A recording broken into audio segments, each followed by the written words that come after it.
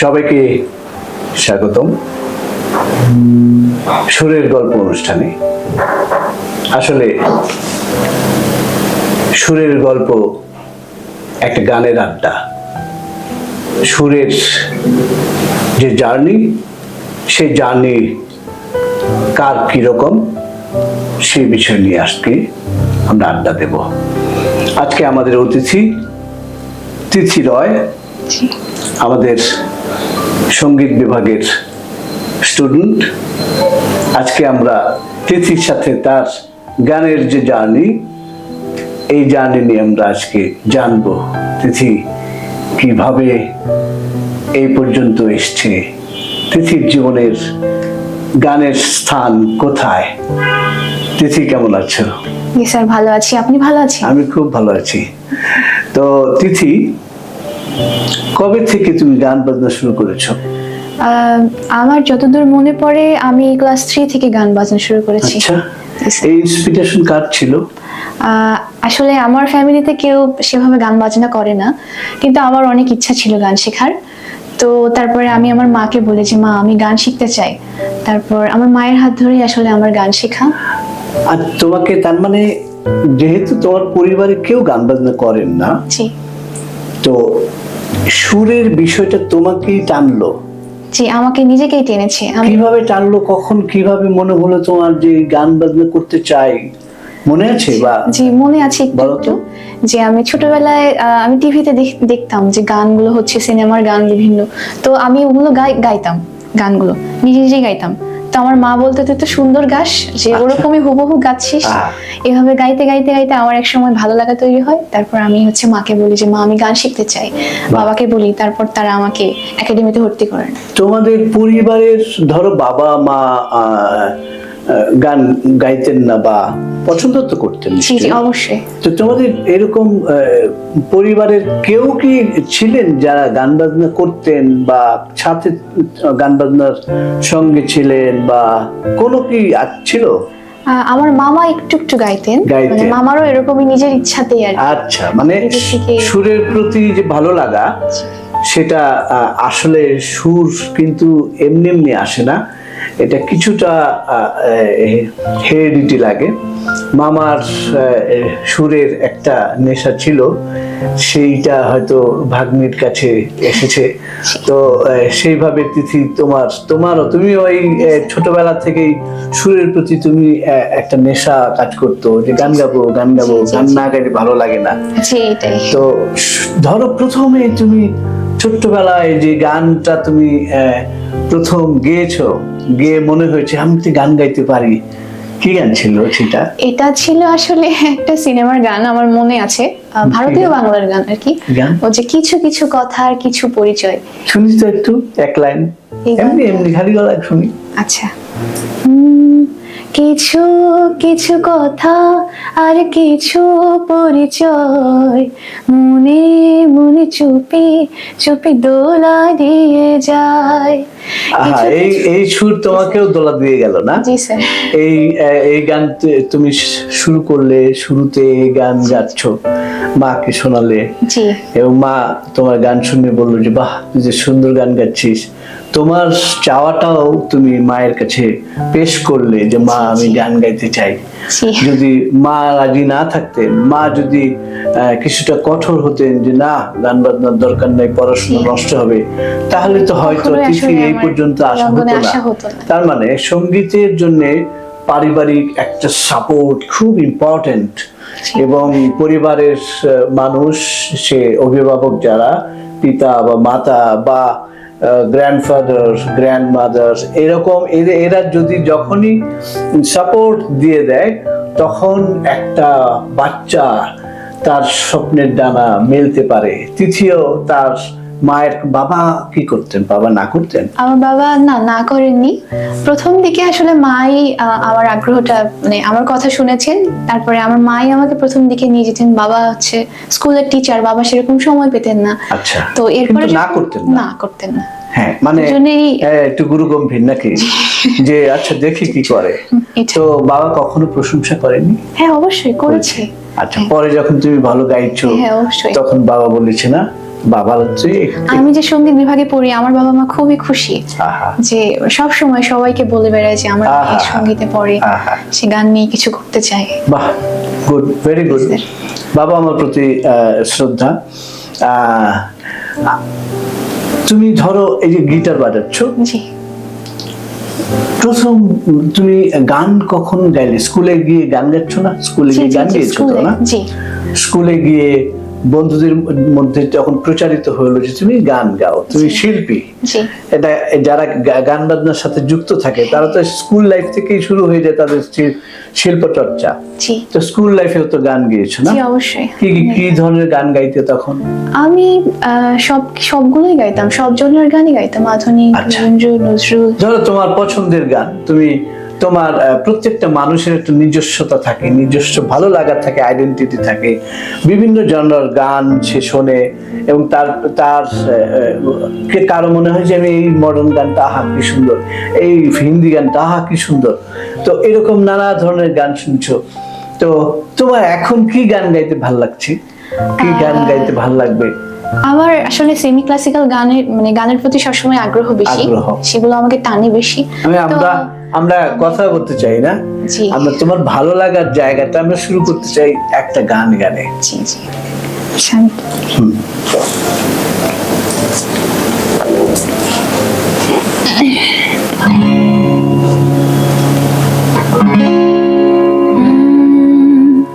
सजना बरसे है क्यों अखियाँ, सजना बरसे है क्यों अखियाँ, सावन आए तुम ना आए, आहा। सावन आए तुम ना क्या बात, क्या बात। आए, तुम बिना तरसे मोरा जिया, तुम बिना तरसे मोरा जिया, आहा। सजना आहा। बरसे है क्यों अखियाँ, आहा, सजना, क्या बात। बरसे है क्यों अखियाँ। আহা, কি সুন্দর গান। Thank you. কে গেয়েছিল? মনে নেই? না স্যার মনে নেই। আচ্ছা, হিন্দি ফিল্মের গান, জি জি খুব সুন্দর, এত সুন্দর গান। তার মানে এই যে মেলোডিটা, এই যে যেই ধরনের মেলোডি তুমি গাইলে, এই ধরনের মেলোডি তোমাকে বেশি বেশি টানে। জি মানে যার মধ্যে একদম সোজা না, একটু ক্লাসিক্যাল বেস থাকবে, সেই ধরনের গান তোমাকে ছুঁয়ে যায়, সেই ধরনের সুর তোমাকে টানে, সেই ধরনের জি, জি। সুর তোমাকে ভাবায়, সেই ধরনের সুরকে খোঁজার জন্য, সুরের অন্বেষণের জন্য তুমি দিনরাত এক করে ফেলছো। জি তোমাদের যে তুমি যে ডিপার্টমেন্টে পড়ছো, তোমার কি সাবজেক্ট? আমার হচ্ছে আমি মিউজিকে পড়ছি, কিন্তু আমার হচ্ছে হচ্ছে আমার নজরুল মেজর আর কি। মেজর নজরুল। আচ্ছা, নজরুল। এর আগে তুমি যখন নজরুল শিখেছো, তারপর ডিপার্টমেন্টে আসার পরে যে নজরুল শিখছো, তার মধ্যে নিশ্চয়ই কিছু তফাৎ আছে। অবশ্যই তফাৎ আছে। কি ধরনের তফাৎ? আসলে বলতে গেলে আমি যখন একাডেমিতে শিখেছি তখন আমি এতটাও নজরুল শিখিনি, মানে খুব বেশি না। টিচাররা আমাদের এমনি শেখাতো, যেভাবে হচ্ছে ফোনে শুনে বা তারা হচ্ছে অন্যভাবেও শেখাতো, কিন্তু না কোনো এক জায়গা থেকে মনে হতো যে না, একটা কোথাও একটা গ্যাপ রয়ে গেছে, যে আমার গানগুলো কেন জানি না মনে আমার এতটাও লাগতো না। তো আমার সবসময় ইচ্ছা ছিল যে আমি নজরুল নিয়ে বা সেমি ক্লাসিক্যাল টাইপের গান নিয়ে হচ্ছে পড়াশোনা করব। তো পরবর্তীতে ডিপার্টমেন্টে যখন এলাম তখন দেখলাম যে সুযোগ আছে, যে আমি নজরুল নিয়ে আসলে পড়তে পারবো। তখন আমি নজরুলের প্রতি আকৃষ্ট হলাম, দেন গান আমি হচ্ছে মেজর নজরুল চয়েস করলাম। তারপর আমি আচ্ছা, যে তুমি নজরুল সঙ্গীত পড়ো, জি। নজরুল সঙ্গীতে কিন্তু অনেক গান আছে রাগাশ্রয়ী। জি জি জি। তাহলে একটা রাগ যদি প্রপারলি না জানা হয় তাহলে ওই গানটা, যে আসলে- গানটা রাগের আশ্রয়ে আছে, সেই গানটা কিন্তু প্রপারলি গাওয়া যায় না। জি। তোমার এই জায়গাতে কি মত বা তোমার রিয়েলাইজেশন কি? এটা আসলেই সত্যি যে হচ্ছে আমার যদি রাগের প্রতি কোনো ধারণা না থাকে, আমি যদি এরকম কোনো কিছু শিখে না আসি, তাহলে আমি ওই গানটাকে আসলে ওভাবে আমি ফিল দিয়ে গাইতে পারবো না। আমি দেখা যাচ্ছে আমার রাগের গানের মধ্যে প্রকাশ পাচ্ছে না, তো আমার শুধু স্কেলিটনটাই গাওয়া হচ্ছে, কিন্তু আমি গানটাকে আসলে আমার মন থেকে গাইতে পারছি না। হ্যাঁ, হ্যাঁ। এটা আমি সহমত আর কি, যে এটা তার মানে অনুধাবনের যে জায়গাটা, জি, জি। মানে রাগের যে চেহারাটা গানের মধ্যে আছে, এইটা পরিস্ফুটন হবে না, জি, জি। মানে কপি হবে, নকল এটাই, হবে, এটাই। কিন্তু আমার মতো করে গাওয়া হবে না। তা তুমি যেহেতু নজরুল সঙ্গীতের মানুষ, নজরুল সঙ্গীত শিখছো, আমরা তো একটু নজরুল সঙ্গীত শুনতে চাইতেই পারি। জি একটা নজরুল সঙ্গীত শুনি। জি স্যার, আমি খালি গলায় একটু একটা কর্ড ধরে গাওয়া চাই। হ্যাঁ হ্যাঁ, শিওর, একটা কর্ড ধরে গাও, একটা কর্ড ধরে গাও। আচ্ছা।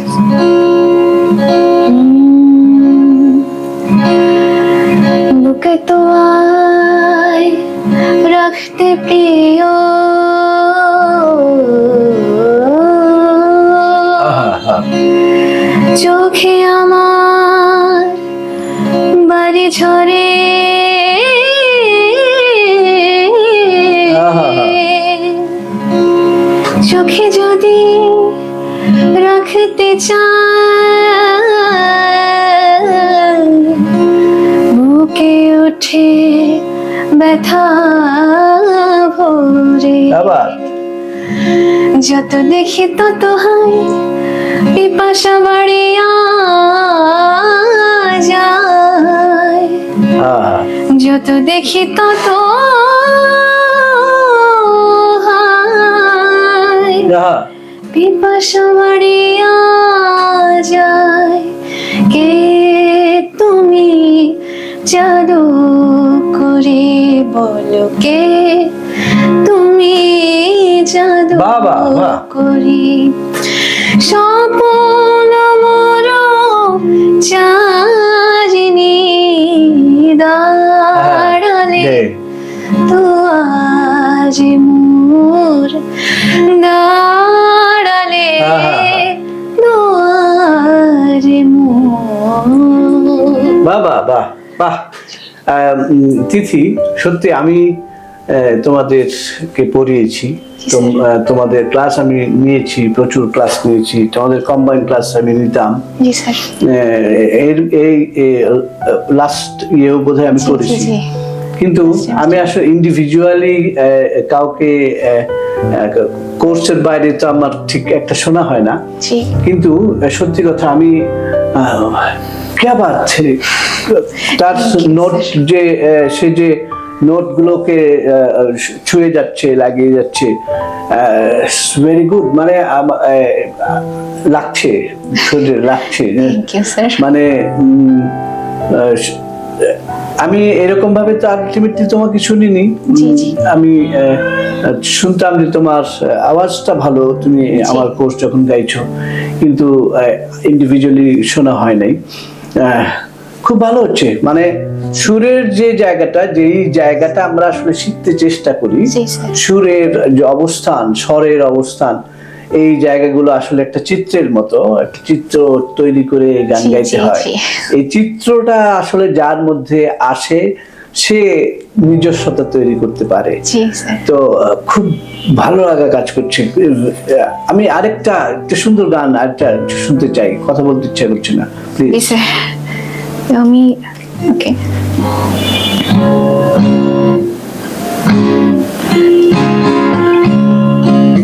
বলির কথা শুনে বকুল হাসে, কই তাহার মতো তুমি আমার কথা শুনে হাসো না তো। ধরার ধুলিতে যে ফাগুন আসে, কই তাহার মতো তুমি আমার কাছেও কভু আসো না তো। ওলের কথা শুনে বকুল হাসে, কই তাহার মতো তুমি আমার কথা শুনে হাসো না তো।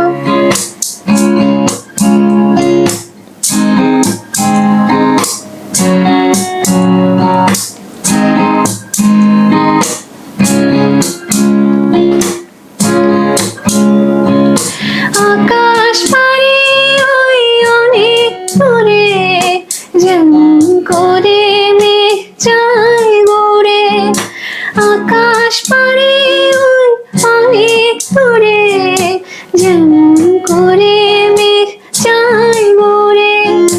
যেমন করে সে হাওয়ায় ভাসে, ওই তাহার মতো তুমি আমার স্বপ্নে কহু হাসো না তো। ওলির কথা শুনে বকুল হাসে, ওই তাহার মতো তুমি আমার কথা শুনে হাসো না তো। আহা, क्या बात है, क्या बात। মানে তোমরা তো এই সময়ের মানুষ, জি তোমরা এই আধুনিক সময়ের মানুষ, কিন্তু যেই ভালো লাগাটা 90s এর, যে ভালো লাগাটা 60s এর, জি 60s এর যে সুর বা 90s এর যে সুর, একদম মানে বেসিক জায়গার গান, এই গান তোমার গাওয়ার তো কথা না, তুমি কেন গাও? স্যার ছোটবেলা থেকেই যে আমি বলেছিলাম যে আমার মা আমাকে হচ্ছে গান, যে আমি গান গাইতে চাই, এটা আমি মাকে বলেছিলাম, কিন্তু তার আগেও আসলে আমার মা এই গানগুলো অনেক পছন্দ করত। তো সবসময় দেখা যায় বাড়িতে হচ্ছে ফোনের মধ্যে এই গানগুলো চালু থাকতো, যে হেমন্ত মুখোপাধ্যায়ের গান, মান্নাদের গান, তারপর হৈমন্তী শুক্লার গান, সবার গান, মানে আগের পুরোনো গানগুলোই। তো মায়ের থেকেই শুনেছি, মা এভাবে চালিয়ে রাখতেন গানগুলো। তো আমার এভাবে থাকতে থাকতে ভালোবাসা একটা তৈরি হয়, আর আমার ওই গানগুলোই ভালো লাগে সব। বাহ বাহ, আসলে এই যে বলছিলাম যে সঙ্গীত তো হেরিডিটি, জি ভালো লাগা, টেস্ট, তুমি যেভাবেই যাও না কেন, টেস্ট যদি তোমার ভেতরে থাকে, তোমাকে ঘুরায় পেঁচায় তোমাকে নিয়ে আসবে জায়গা মতো। তার মানে সুরের প্রতি যার ভালোবাসা থাকে, সে বেসিক জায়গা এবং সুরের কোর্স যে জায়গাটা, এই জায়গাকে তাকে টাচ করতেই হবে এবং আসতেই হবে। এবং সুরের যে আসলে এই যে মোহনীয় জায়গাগুলো, মোহনীয় সুর, এটা তো আমার মনে হয় কখনোই পূরণ হবে না। এই গান পূরণ হবার নয়। তার মানে এই গান যতই পৃথিবী আধুনিক হোক, এই গান সবসময় আধুনিক। এবং যারা আধুনিক মনস্ক, যারা সুরের চর্চা করে, সুরের সাধনা করে, সুর নিয়ে যারা ঘুমায়, সুর যারা খায়, যারা সুর নিয়ে অন্বেষণ করে, নতুন দিগন্তের খোঁজ করে, তাদের কাছে এইসব গান ভালো লাগতে বাধ্য। তিথি, তারপরে যে ঢাকা বিশ্ববিদ্যালয়ের সঙ্গীত বিভাগ, এখানে পড়তে তোমার কেমন লাগছে? আমার তো অনেক ভালো লাগছে। আমার হচ্ছে যে একটা স্বপ্ন ছিল যে আমি মিউজিক নিয়ে পড়বো, এগোবো। তো আমার এটা স্বপ্ন আসলে, যে আমি মিউজিকে পড়ছি। তুমি যে প্রত্যেকদিন নতুন নতুন কিছু শিখছো, নতুন বিভিন্ন ধরনের, তোমার ক্লাসিক্যাল মিউজিক শিখছো, নজরুল শিখছো, আরো কত ধরনের নানান প্রোগ্রাম হচ্ছে, সেখানে অ্যাটেন্ড করছো। মানে সঙ্গীতের সাথে লাইফ ইজ ভেরি কালারফুল, না? জি স্যার। মানে কত রকমের রং সঙ্গীতের মধ্যে। মানুষ তখন এই সঙ্গীতের মধ্যে বা সঙ্গীতের সাধনায় যারা নিয়োজিত থাকে, তাদের মধ্যে অন্য কিছু অকারেন্স করার বা অন্য কিছু ভাবনার টাইমই থাকে না। আসলে আমি সবসময় চেয়েছিলাম যে আমি সঙ্গীতের সাথেই থাকবো, আমি সবসময় সঙ্গীতের সাথেই আছি এখন। কতক্ষণ প্র্যাকটিস করো? প্র্যাকটিস দেখা যায় ক্লাসে যতটুকু করি, এরপর হচ্ছে আমি চেষ্টা করি প্রতিদিন করার 1 ঘন্টা চেষ্টা করি। আচ্ছা, এর বেশি কখনো কখনো হয়, আবার কখনো। আর এছাড়া সঙ্গীতের মধ্যেই তো থাকো, মানে চিন্তার মধ্যে সব সময়। আমি রুমে বা শুয়ে আছি বা বসে আছি, সব সময় আমি গান গাইতেই থাকি, গুনগুন করে, ভেতরে ঘুরছে, আমার মাথাতে ঘুরছে। আচ্ছা, তো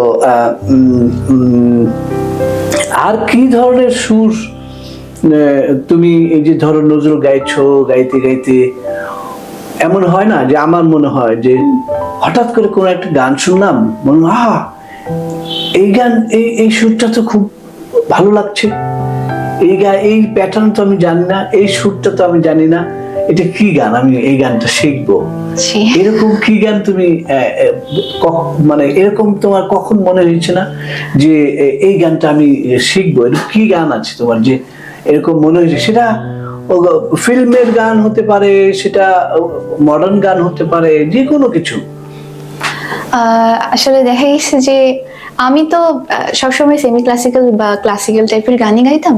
তো আমি ঢাকায় আসার আগে আমি এই সব গান নিয়েই পড়ে থাকতাম। আচ্ছা। তো এখানে আসার পর আমাদের কোর্সে আমাদের মনে হয় 4th সেমিস্টারে একটা কোর্স ছিল, তো বাংলা ব্যান্ড মিউজিক।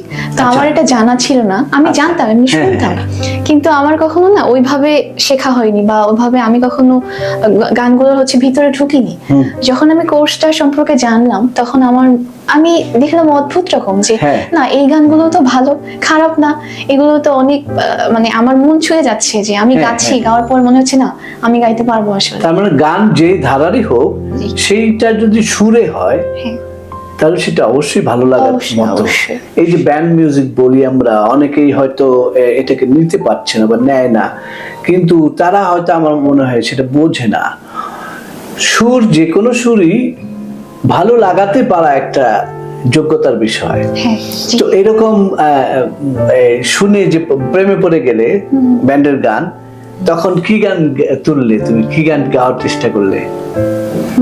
আমি প্রথম আমি একটা গান শোনাতে পারবে তো না? জি জি জি, একটা শুনতে চাই। জি। মানে আমরা ক্লাসিক্যাল ঘরানা বা ক্লাসিক্যাল চিন্তার মানুষ যারা সেমি ক্লাসিক্যাল শিখছে বা শিখবে, তারা আসলে সুরের যে কোনো বেড়া নাই, কোনো লিমিট নাই, এই সব মানে সারা পৃথিবীর সুর কিন্তু একই। তো কেউ একটা জায়গায় আটকে থাকে, একটা সুরের ধারায় আটকে থাকে, কেউ আবার এখান থেকে বের হয়ে নিজেকে অন্যদিকে নিয়ে যায়, ভালো লাগার জায়গা অন্যরকম হয়।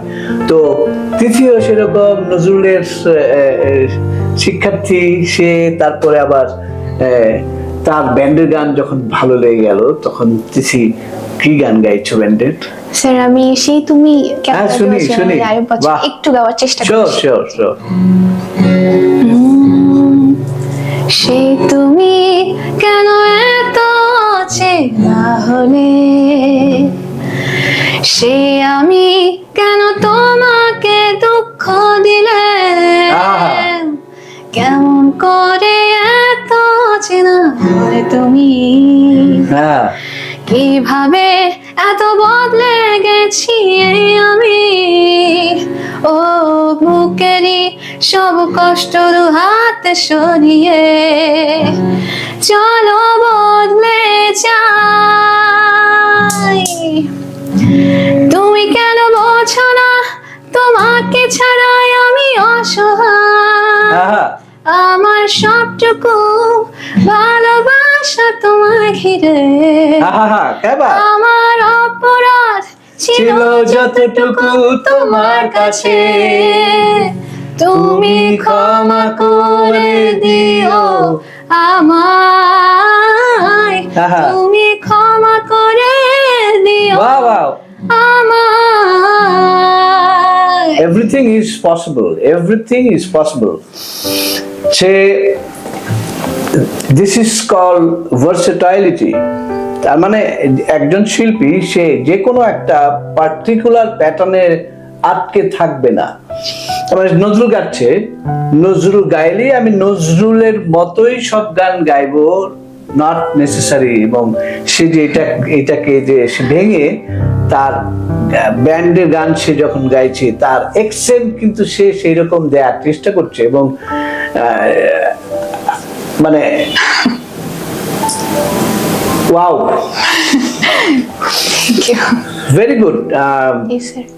আমি আসলে আমি আমাদের যে এই যে আড্ডাটা, সুরের যে আড্ডা, সুরের যে গল্প, এই গল্প আসলে আমরা আমাদের ভেতরের যে সঙ্গীতের কথা, সুরের কথা, আমরা যে কি চাই সঙ্গীতের মাধ্যমে, বা সঙ্গীত নিয়ে কত দূর যেতে চাই, কিভাবে সঙ্গীত করে আসলাম, সঙ্গীতের কি কি জায়গা আমি দেখছি, আমি দেখতে চাই, দেখব, এটাই তো আমাদের আলটিমেটলি সঙ্গীতের জি, গল্প, এটাই। এই গল্প, এটা একটা জি, আড্ডা। জি। তো এই আড্ডার মাধ্যমে আমরা জানছি যে তিথি এবং আরো হয়তো আমাদের ডিপার্টমেন্টে অনেক ছেলে মেয়েরা আছে যারা এই ধরনের ট্যালেন্টেড বা এই ধরনের চিন্তায় মগ্ন, এই ধরনের আমরা হয়তো সবাই জানি না। তো আজকের গল্পে আমরা তিথির কাছ থেকে অনেক কিছু জানতে পারলাম এবং আমি পার্সোনালি জানতে পারলাম যে তিথি এইরকম তিথি জি। এই জায়গা থেকে বের হয়ে সে অন্য সুরের রাস্তায় এসে বিচরণ করে। তো খুব ভালো লাগার জায়গা। তিথি, তুমি এই যে গান গাইছো এবং তুমি তোমার ভেতর থেকে তুমি যে গানটাকে একটা সাধনার মতো করে নিচ্ছ, জি, জি। এবং গানটা তো নিশ্চয়ই আমার কাছে যেরকম, আমার কাছে মনে হয় সঙ্গীতটা একটা প্রার্থনার জায়গা, ইবাদতের জি, জায়গা। জি। নিশ্চয়ই সঙ্গীত তো তোমার নিশ্চয়ই, কাছে জি স্যার। প্রার্থনার মতোই। জি। তো এটা এমন আমাদের কাছে মনে হয় না যে সঙ্গীত বাদ দিয়ে অন্য কিছু করা মানে আমার কেয়ার পাওয়া যাবে, মানে আমি নাই। এটা অবশ্যই। হ্যাঁ, মানে এটা ছাড়া আমি কিছু না। সঙ্গীত ছাড়া আসলে তো মুশকিল। তোমার এই যে পথ চলার যে তোমার যে অভিজ্ঞতা, এই অভিজ্ঞতা থেকে তুমি তোমার লিসনার বা বন্ধু বান্ধব বা যারা শুনছে বা শুনবে তাদেরকে কি কিছু বলতে চাও? তাদেরকে বলতে চাই সবসময় সঙ্গীতের সাথে সবাই থাকবেন, সবাই সঙ্গীতকেই ভালোবাসবেন। তো এটাই আসলে সঙ্গীত আসলে আমাদের ভালোবাসার একটা জায়গা। তো দেখা যাচ্ছে যে সব সময় আমি মন খারাপ করে আছি, তো মন খারাপের সময় আমি গান শুনছি, আনন্দেও গান শুনছি। তো সঙ্গীতটা সবসময় আমাদের জীবনের সাথে ওতপ্রোতভাবেই জড়িত। তো আমি সবাইকে বলবো সবাই সঙ্গীতের সাথেই থাকবে। আহা, কি সুন্দর সুন্দর কথা। এরা অন্যরা হয়তো ব্যস্ত আড্ডা নিয়ে তারা গান বাজনা করছে, খুব ভালো লাগে সত্যি। এদের জন্য মন ভরে দোয়া করতে ইচ্ছে করে। আপনাদের কাছেও দোয়া চাইলাম, এদের জন্য আশীর্বাদ চাইলাম। তিথির জন্য আপনারা আশীর্বাদ করবেন, দোয়া করবেন, অনেক উঁচুতে যেন যায়। এরা সঙ্গীত চর্চা করতে করতে যেন অনেক সামনে এগিয়ে যায়। আমরা তিথি, তুমি আমাদের এই অনুষ্ঠানে এসছো, সুরের গল্প অনুষ্ঠানে, আড্ডায়। তোমাকে আরেকবার ধন্যবাদ জানাচ্ছি এবং দর্শকদের কাছ থেকে আমি বিদায় নিয়ে নিব, কিন্তু আমরা একটা গান গাইতে গাইতে শেষ করতে করতে বাড়ি চলে যাব। আজকে সুরের আড্ডায়, সুরের গল্পে অনুষ্ঠানে আপনার থাকার জন্য অসংখ্য ধন্যবাদ। পরবর্তীতে আবার আপনাদের সাথে দেখা হবে। আমরা গান শুনতে শুনতে শেষ করব। টাটা।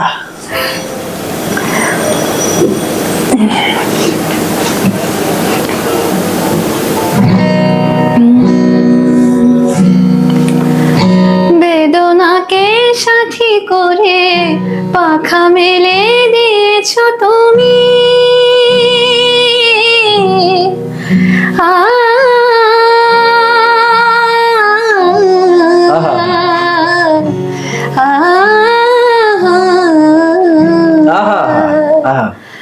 বেদনাকে সাথী করে পাখা মেলে দিয়েছ তুমি। কত দূরে যাবে বলো, কত দূরে যাবে বলো, তোমার পথে সাথী হব আমি।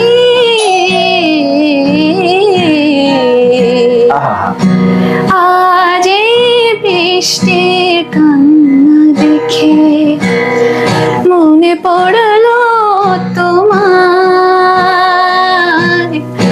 অশ্রু ভরা দুটি চোখ। তুমি ব্যথার কাজল মেঘে লুকিয়েছিলে ওই মন। বাহ বাহ বাহ বাহ, ধন্যবাদ।